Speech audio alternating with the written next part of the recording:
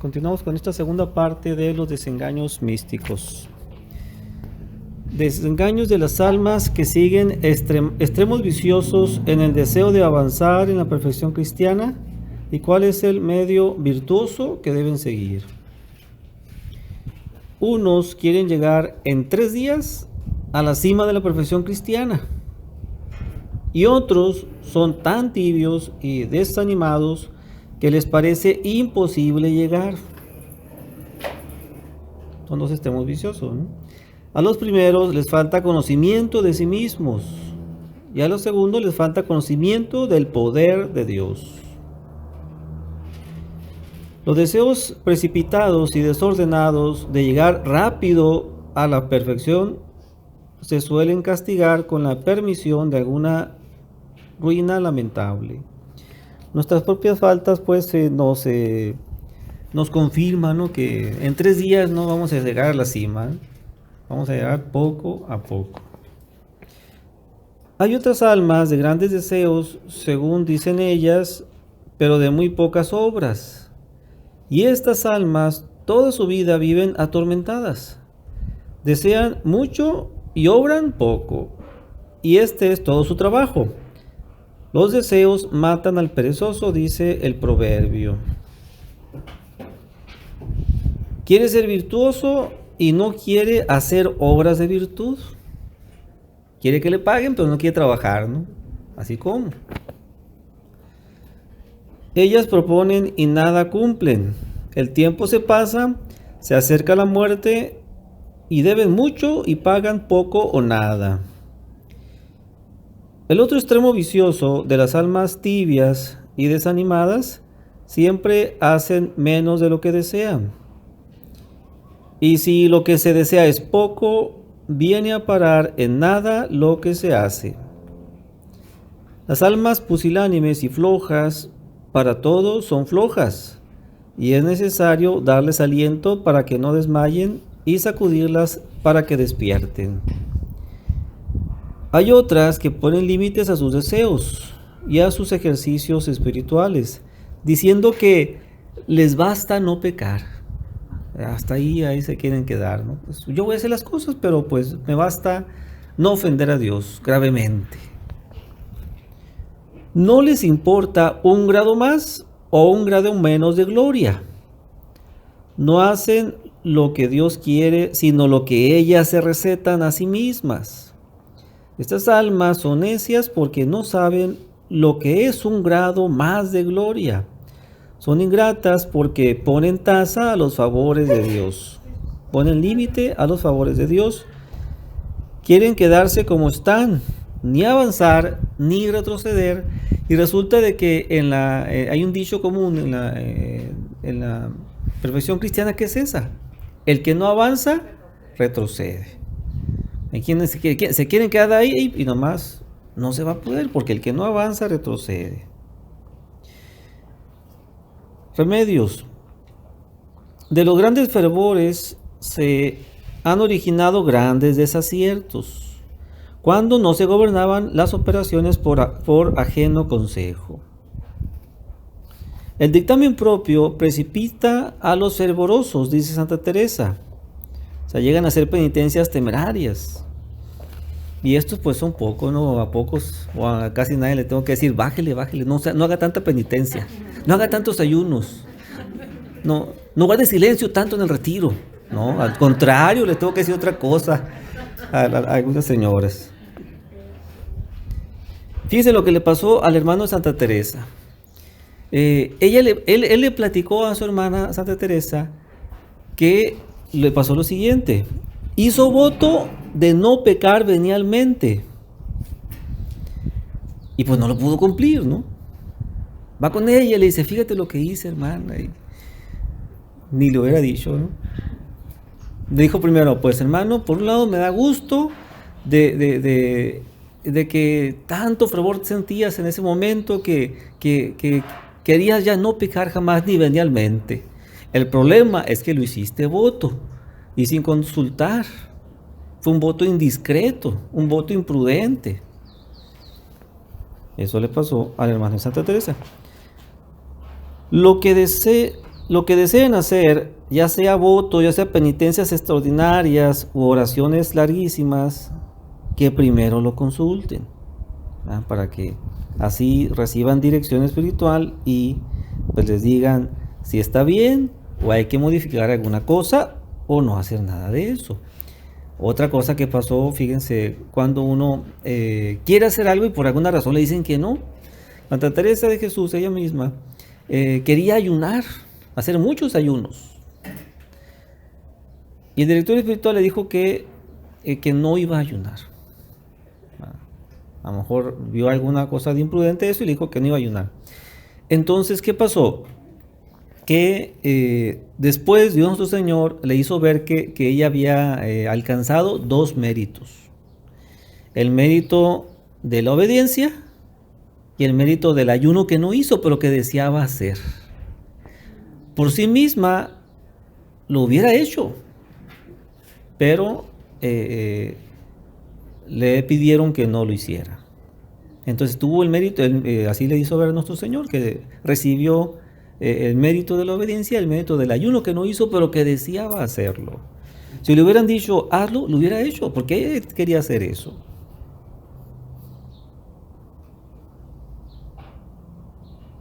Las almas de grandes deseos y de pocas obras no tienen otro remedio que trabajar, porque de otra manera no hallarán quietud.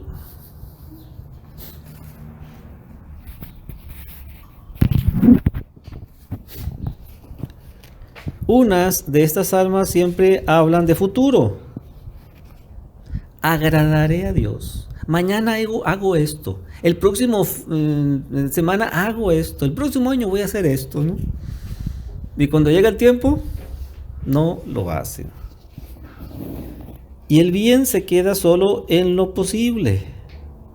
Su remedio es hacer, desde luego, todo el bien que puedan y proponer hacer más cuando se hallen más libres y desocupadas. Porque si van dilatando el día, nunca llegará el día que les indica su fantasía de hacer esto o aquello. Estas almas no hacen lo que pueden y siempre van suspirando por hacer lo que no pueden y deben. Si lo que pueden no hacen, dan a entender por las obras que aunque pudiesen, no harían lo que dicen. Hagan lo que puedan y de lo que no pueden hacer, no se les pedirá cuenta. Si esto nos queda bien claro, no vamos a caer en estos engaños místicos, ¿no? Hagan lo que puedan. Y aquello que no puedan hacer, no se les va a pedir cuenta de eso que no pudieron hacer. Si les digo a ustedes, pues van a ayudar en los hospitales, son 20 hospitales en Hermosillo, son 7 pisos, son 50 camas en cada piso. Van a ayudar a todos los enfermos de esos 20 hospitales. Y hay de aquellas que no haga eso. ¿Qué van a decir ustedes? Padre, pues yo voy a hacer lo que pueda. Y en ese día, pues nomás visitaron 15 enfermos. Pues nomás 15 pudieron visitar. Que el siguiente día nomás si visitaron 5 enfermos, pues nomás 5 pudieron visitar. Pero si yo les digo, van a ayudar a todos esos, no les dije visitar ahora, ¿no? Van a ayudar a esos miles de enfermos que hay repartidos en esos 20 hospitales de Hermosillo. Y con COVID. Y sí pueden. O no pueden rezar por ellos. Que son 2,000, que son 3,000 enfermos. Sí pueden rezar por 3,000 personas. Claro. Sí pueden rezar por 7,000 millones de habitantes del mundo. Con más razón 2,000, 3,000, ¿no? Entonces van a ayudar a esos 2,000 enfermos. Y ustedes van a decir, ¿qué más, padre? ¿Qué más? Son cosas que sí pueden hacer, pero ahí a veces se pierde la línea divisoria en lo que sí podemos hacer y en lo que no podemos hacer. Porque hay personas que sí quieren visitar a esos 2,000 enfermos. Y pues no pueden. Hay personas que sí pueden ayudar a esos enfermos. Y son 2,000 y pueden ser 10,000 y sí pueden. Porque pueden rezar por ellos. Que nomás visitaron a 1 o a 2, pues bueno, nomás pudieron visitar a 2 o a 3. Pero rezar por todos, ahí sí se puede. Entonces Dios no les va a pedir cuenta de lo que no puedan hacer. Ahora bien, para aquellas almas que dicen un grado más o menos de gloria, ¿qué importa? Santa Teresa de Jesús, después que el Señor me ha dado a entender la diferencia que hay en el cielo entre un grado de gloria y otro, si me pusieran a trabajar en el mundo hasta que se acabara el mundo, con tal de subir un pequeño grado de gloria, yo estaría ahí hasta el fin del mundo haciendo esos trabajos, dice Santa Teresa de Jesús.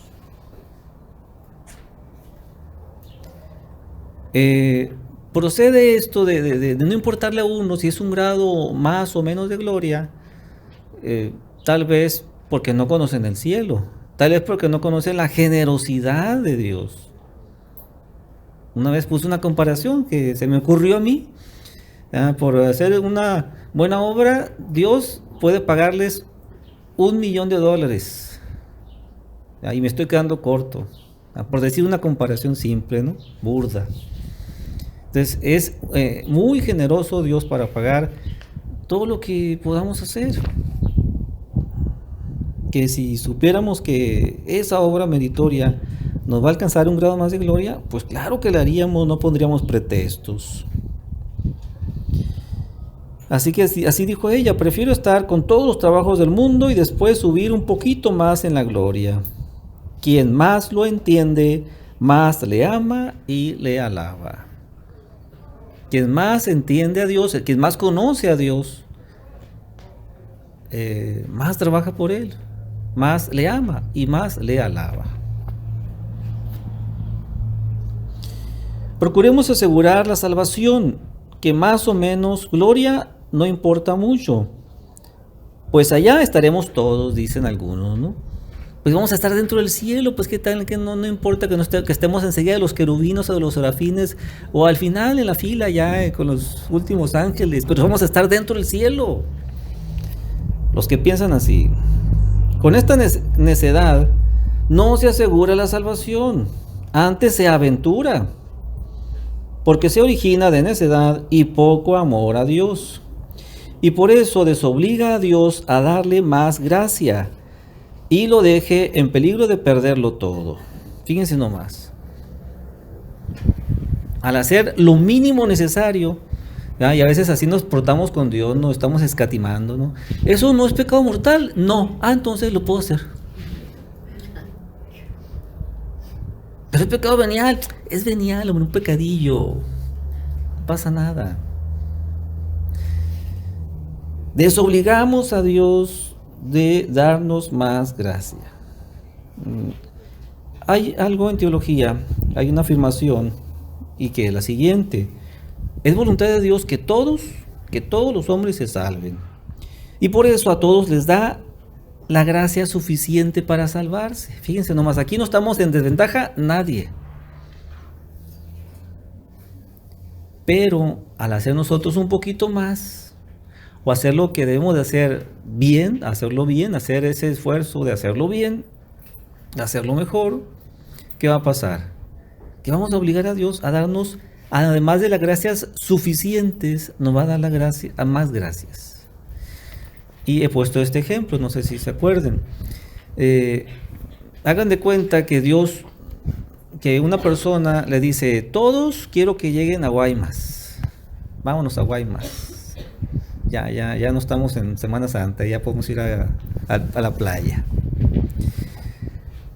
Y a todos les da, como quiere que todos lleguen a Guaymas, ¿cuánto cuesta el camión? Vamos a suponer que cuesta 100 pesos el camión para llegar a Guaymas. Y a todo, ese señor le da a todos 100 pesos. Pero resulta de que a uno le da 500, a otro le da 1000. Pregunta: todos pueden llegar a Guaymas, ¿ah? Y el que le dio 5,000, pues hasta arrenda un carro, ¿no? O arrenda un carro y le dice a 2, 3 amigos suyos: véngase conmigo. ¿Para qué tengo 100 pesos? Voy a subirme el camión. No, vente conmigo. Pues eso lo gastamos aquí en papitas y en sodas. Entonces, ¿qué pasa con los santos? Digo los santos, con todos los hombres del mundo. Dios le da la gracia suficiente para que todos se salven. A todos nos da las gracias suficientes. Así que nadie estamos en desventaja. A veces nos sentimos en desventaja porque al otro vimos que le dio 500, al otro le dio 1000. Decimos, no, pues ella la tiene asegurada. No, tú también la tienes asegurada. Te dieron 100 pesos para subirte al camión, eso te va a costar el boleto. Que no te compres sodas, que no te compres papitas, es otra cosa, ¿no? Pero tú llegas a Guaymas. Muy bien. Esos santos que uno ve por su vida que recibieron más gracias que uno. Uno dice, pues estaban hasta predestinados para llegar al cielo, ¿verdad? Sí, pero aún así no perdieron libertad. O sea, ellos pudieron resistirse a la gracia. Y qué feo cosa les hubiera pasado. Como otros casos que no sé si se acuerdan también que les he platicado. Un religioso, cuenta San Alfonso de Ligorio, de un religioso que hacía milagros. Pasaba por carbones encendidos, no sin quemarse, ¿no? Y le decía a sus compañeros, a ver, hagan lo que yo hago. ¿A qué suena eso? A soberbia, vanidad, ¿no?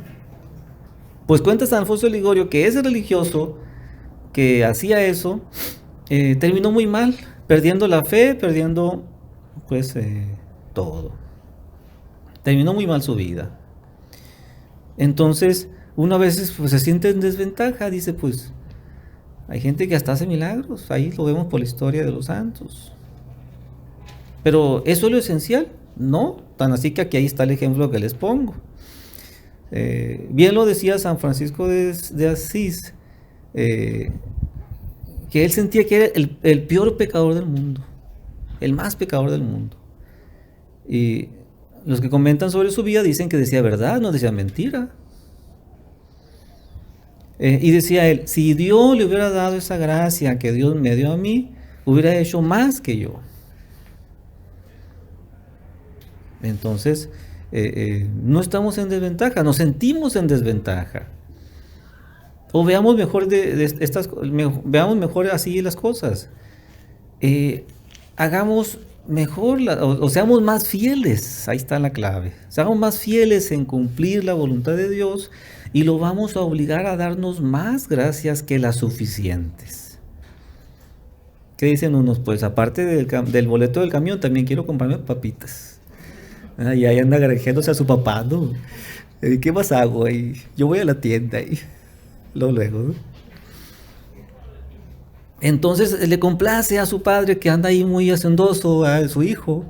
Ah, mira, tenga pues, también te voy a dar otros 50 pesos. Entonces podemos, en cierta manera, obligar a Dios que nos dé más gracias, al ser más fieles con su voluntad. Entonces, no nomás busquemos hacer la voluntad de Dios, sino también busquemos ser más fieles en cumplir con su voluntad. Y vamos a lograr eso.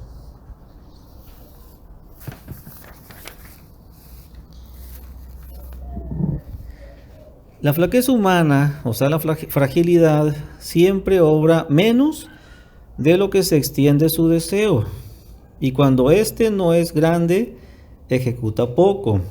Pero si desea muy poco, se pone en riesgo de perderlo todo. El que se contenta con lo mediano o ínfimo de la virtud, siempre deja lugar y en las inclinaciones para admitir de intento otros afectos terrenos, llamarlo transitorio. Y esto no se puede conservar sin encontrarse luego con el amor divino. Y por esto es imposible dejar de que se pierda el uno y permanezca el otro. Entonces, por decirlo de otra manera, el que ama mucho siempre logra más de lo que se extiende su deseo, o siempre quiere hacer más por el ser amado. Como cuando se pregunta a los novios, ¿no? ¿Qué tanto me quieres? O sea, ¿qué tanto eres capaz de hacer por mí? Entonces, aquí el amor es hacia Dios. ¿Qué tanto somos capaces de hacer por Dios? De sufrir por Dios. De mostrarle con obras que lo amamos. Si lo amamos mucho, vamos a querer hacer hasta más de lo que podemos hacer. Pero si lo amamos poco, vamos a querer hacer menos de lo que podemos hacer. De ahí donde ya se va a entender ese punto. Meditemos mucho esto para no apocar nuestros deseos, ni nos cansemos de trabajar y padecer por amor a Dios, pues el Señor premia con tanta liberalidad, con tanta generosidad, todo cuanto se hace por su divino amor. Que por nuestra fragilidad y miseria seamos cortos en trabajar, malo es, pero que de intento y por elección propia nos contentemos con poco, pudiendo hacer mucho y conociendo la liberalísima condición de Dios, es una fealdad tan indigna de personas que tienen fe católica, que más arguye estar locos que con sano juicio. Entonces, empecemos por ahí, ¿verdad? Queremos crecer en el amor a Dios, pues decíamos más. Aún no le hace más de lo que podamos hacer. Y eso pues va a dilatar nuestro amor hacia Dios. Y hasta nos va a poder ayudar a hacer cosas hasta que ni siquiera imaginábamos. Cosas muy grandes. Desengaños de las almas, nos vamos con otro desengaño. Desengaños de las almas muy tentadas de desconfianzas de su aprovechamiento espiritual. Hay almas de muy buenos deseos y trabajan con mucho cuidado, pero siempre andan descontentas consigo mismas, y esto les pone obstáculo para andar en la amorosa y dulce presencia de Dios continuamente. Y cualquier faltilla que tienen, andan amargadas, sacando nuevos desconsuelos de lo que deberían sacar profunda y provechosa humildad. ¿Han escuchado eso de que a veces gano y a veces aprendo? O sea, nunca pierdo. A veces gano y a veces aprendo. ¿Se han escuchado? Pues las que no, pues vean ustedes que aún en las derrotas que son humillantes, ustedes decíamos que una derrota es humillante. Aún en las derrotas vamos a aprender, o sea, vamos a ganar. Si no ganar lo que estábamos ganando por ese asunto, pues esto otro que es, vamos a ganar actos de humildad. Pero hay que hacerlo, o sea, hay que hacer ese acto de humildad, aceptarlo. Remedio con aquellos que andan descontentas consigo mismas, y esto les pone obstáculo para andar en la amorosa y dulce presencia de Dios continuamente, ¿no? Por esas faltillas. Remedio, pues conformidad con la voluntad de Dios. Ahí está todo un libro, ¿no? Que le decía aprecio de la divina gracia, ¿no? O el otro que así se llama, conformidad con la voluntad de Dios. Nuestro aprovechamiento espiritual pide estas tres cosas. Aquí están las tres cosas que le mencionaba ahorita. Primero, que confiemos en Dios. Segundo, que desconfiemos de nosotros mismos. Y tercero, que trabajemos cuanto se nos ordenare para el servicio de Dios. Todo esto debe de estar en conjunto, porque si solamente lo tomamos por separado, ¿qué va a pasar? Si solamente desconfiamos de nosotros mismos, pues vamos a caer en el desaliento, vamos a desfallecer. Y si solamente confiamos en Dios, pues no vamos a trabajar, vamos a caer en una vana confianza. Vamos a esperar que Dios lo haga todo. Y Dios no lo hace todo. Dios hace una parte y quiere que hagamos nosotros de nuestra parte. Entonces, hasta ahí el otro desengaño más. Nos pasamos a otro más. Dice, desengaño de las almas que dicen, las lleva Dios por el camino del amor y A cuenta de esto, se descuidan en las mortificaciones y penitencias. Algunas almas poco mortificadas dicen que a ellas las lleva Dios por el camino del amor y por eso no se mortifican. Si dijeran que las lleva por el camino de su amor propio y del bien me quiero y buscan su propia comodidad, dirían más bien lo que son, serían más humildes y se engañarían menos. El amor verdadero se conoce por las obras, no solo por las palabras. El que ama a Dios busca qué hacer para demostrarle su amor, qué hacer para padecer por Dios. La Virgen María mencionó a María de Jesús Ágreda, tiene ella la mística Ciudad de Dios. Le dice: hija mía, para que entiendas cómo debes amar a Dios con perfección, si meditas y piensas en Dios continuamente, si cumples sus mandamientos y consejos sin tedio ni disgusto, si temes ofenderle, si ofendido solicitas luego aplacarle, si te dueles de que sea ofendido y te alegras de que todas las criaturas le sirvan, si deseas y gustas hablar continuamente de su amor, si te gozas de su memoria y presencia, si te contristas de su olvido y ausencia, si amas lo que él ama y aborreces lo que él aborrece, si procuras atraer a él a todos a su amistad y gracia, si le pides con confianza, si recibes con agradecimiento sus beneficios, si deseas y trabajas por extinguir en ti misma los movimientos de las pasiones que te retardan o impiden el afecto amoroso y obras de las virtudes. Entonces ahí están, pues, para que entiendas cómo debes amar a Dios con perfección. Tal vez alguna de estas cosas las habremos hecho, tal vez otras no, y ahí podemos decir, pues ahí están, hay cosas que podemos hacer para avanzar en el amor a Dios. Si amas con amor de concupiscencia desordenada o con amor humano o natural, entonces no estás amando con amor sobrenatural a Dios. Porque una madre de familia, un padre de familia puede querer a sus hijos con un amor natural, porque son sus hijos. Pero además puede amarlo con amor sobrenatural, porque son hijos de Dios. Una persona puede desear el cielo, porque pues ahí no va a haber dolor, no va a haber sufrimiento, no va a haber muerte. O sea, una paz inalterable, un lugar donde puro gozar y nada sufrir.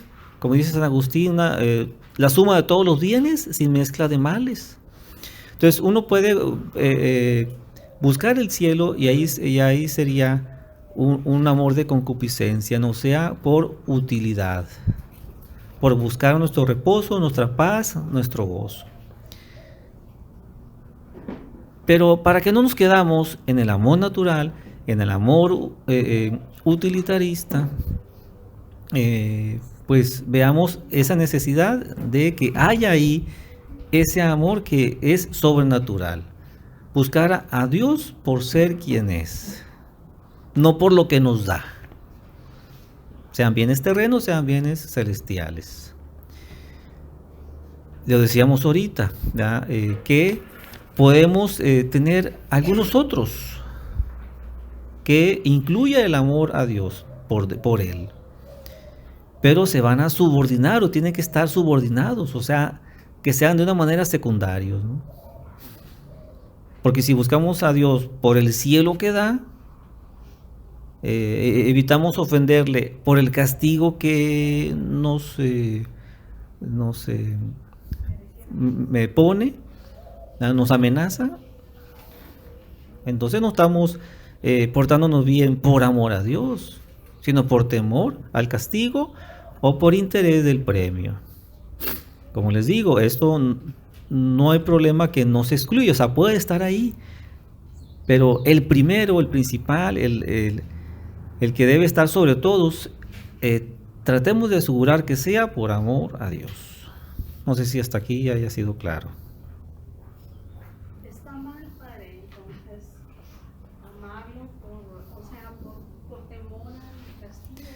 Está mal si ese temor al castigo está en la lista, está en el número 1. Yo evito hacer esto porque Dios me va a castigar. Está en la lista de cosas por las que hacemos las cosas buenas o evitamos las cosas malas. Está en la lista, está en el número 1. Yo evito hacer esto porque Dios me va a castigar. Y también porque me promete el cielo y también porque me promete que me va a amar. Entonces hay un desorden ahí. No hay un desorden cuando hacemos las cosas por amor a Dios y también porque nos da ese premio que es el cielo. Y también porque nos dice, si te portas mal, pues ahí está el castigo. O sea, pueden incluirse, pueden estar ahí, pero que tenga ese orden. Cuando uno insiste mucho a los hijos de que haga algo, porque si no Dios lo va a castigar, y uno le insiste tanto eso, que uno mismo hace que los hijos lo pongan en el número 1 de esa intención de hacer las cosas o de evitar el pecado, o de evitar portarse mal. Entonces, debe de estar en la lista, sí, pero no debe de ser el número 1. O algo exclusivo, que no haya otra cosa más que puro temor de Dios. Puro temor del castigo de Dios. Porque hay un temor que es hasta donde el Espíritu Santo, el santo temor de Dios. Que se implica más amor que temor. Y este otro, del temor del castigo que da Dios, ese es un temor servil, un temor de esclavos. Hay que distinguir muy bien uno de otro. Uno es el temor de ofenderle y el temor servil es el temor del castigo que da Dios. O sea, le teme uno a la vara, no le teme a ofender a aquel que tanto ama. Ahí está la diferencia.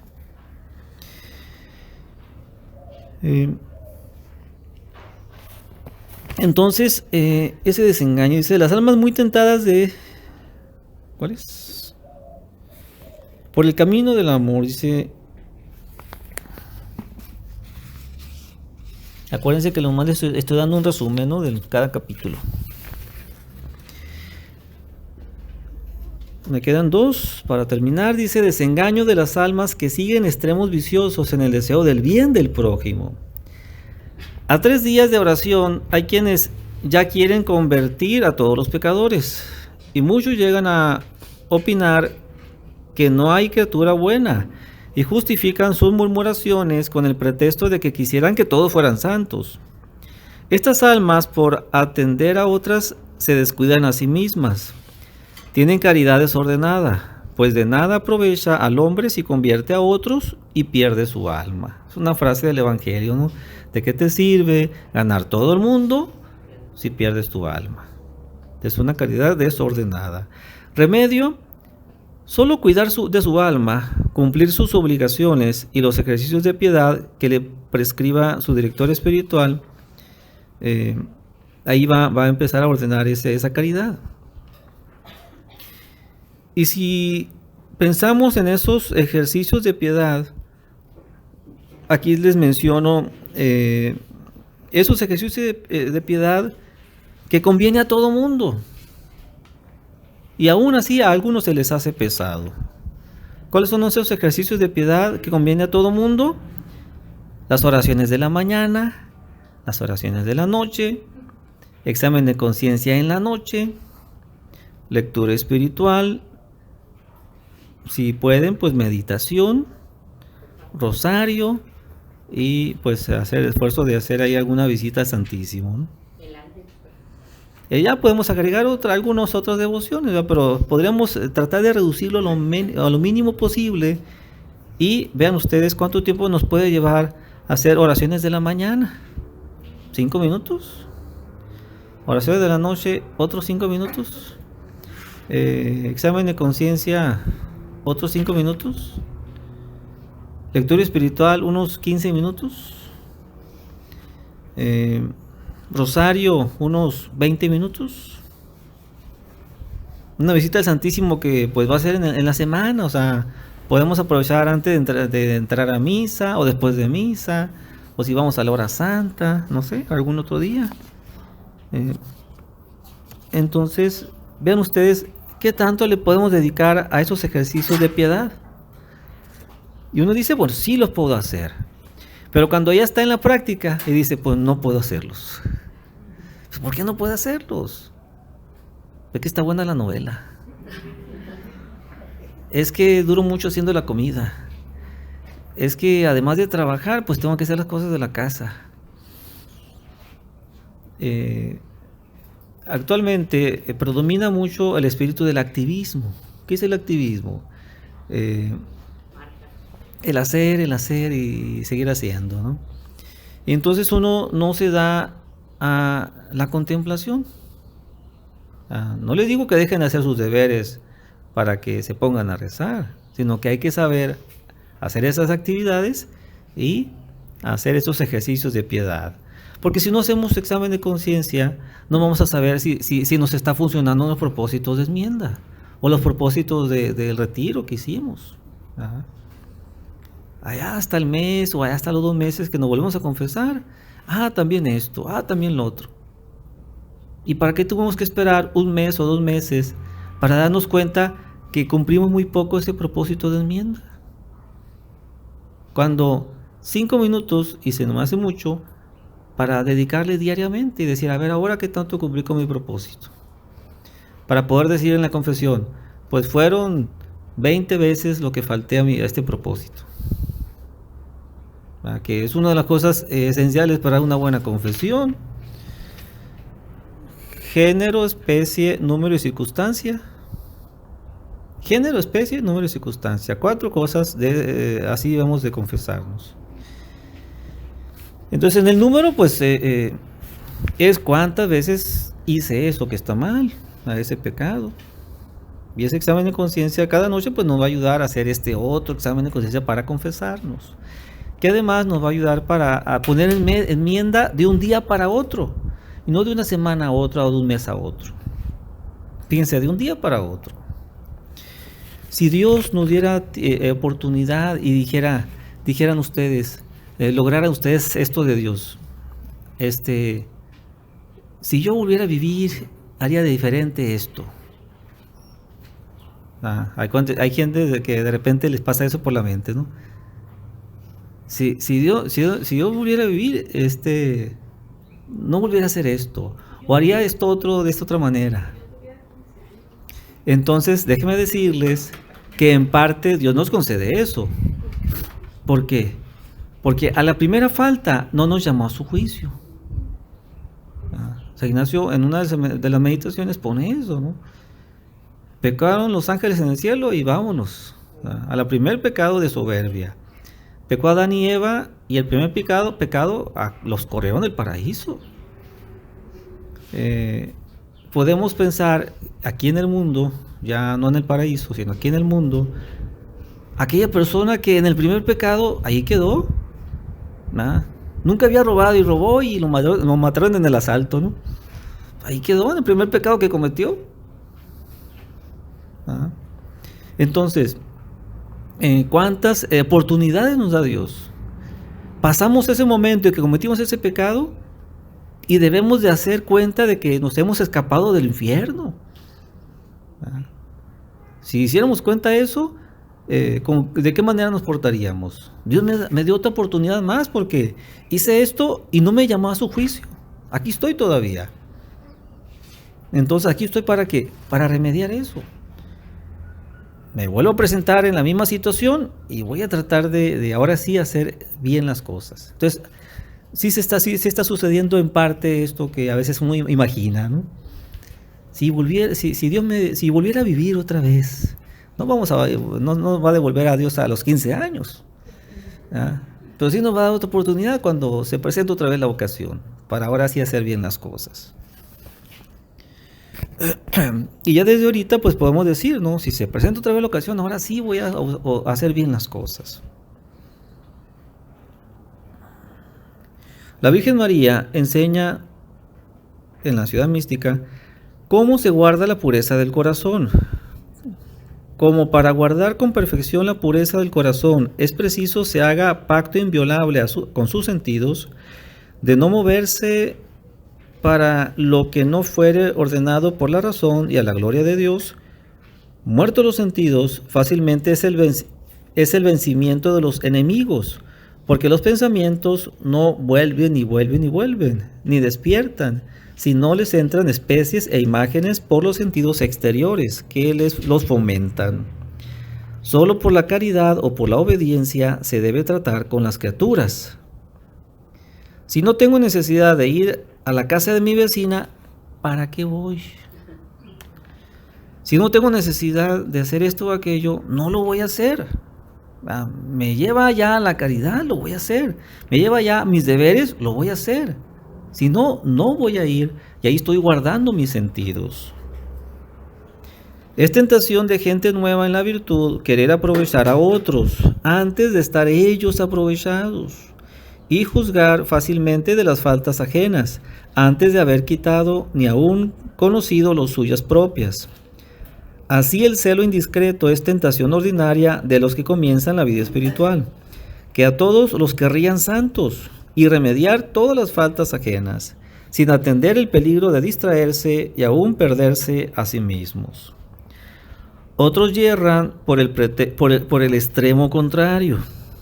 Trabajan tanto en ir a Dios, que ni aún para encomendarlos al Señor quieren acordarse de sus prójimos. Y no consideran cuántas innumerables almas hay en pecado mortal, en desgracia con su Creador. ¿Qué dijo la Virgen en Fátima? ¿Cuántas almas se pierden? Porque no hay quien rece por ellas y haga penitencia, haga sacrificios por ellas. La práctica perfecta del amor al prójimo es esta. Las almas que desean aprovechar en el camino de la perfección, después de haber purificado bien sus conciencias de sus pecados pasados, solo han de atender a sus prójimos para imitar sus virtudes. Amen a sus prójimos, rueguen por ellos y háganles todo el bien posible, como lo manda Dios. Pero fuera de esto, huyan de todos para conservar la libertad de su corazón. Qué curioso, ¿no? Por una parte dice, vayan al prójimo, y por otra parte, en otro aspecto dice, huyan de todos para mantener libre el corazón. ¿Cuál es el segundo mandamiento? O sea, en el resumen de los 10 mandamientos, la segunda parte es amar al prójimo como a ti mismo, por amor a Dios, ¿verdad? Entonces,